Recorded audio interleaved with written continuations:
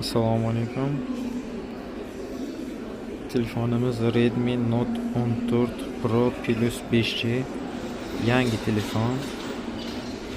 Egalari suvga tiqib ko'rishgan ekan.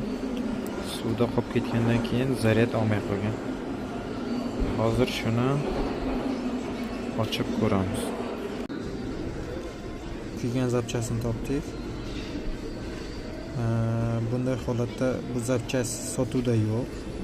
Biz bu zapchastni o'rniga sim payet qilishimiz mumkin. Bu yerdan bu o'rtadagi kontaktdan buni o'rtadagi kontaktiga rosa qo'shib qo'yamiz. Turbo zaryadkasi, bisira zaryadkasi hammasi oldingida ishlaydi. O'sha telefonimiz Redmi Note 14 Pro Plus 5G. Tuzatdik, zaryad olyapti.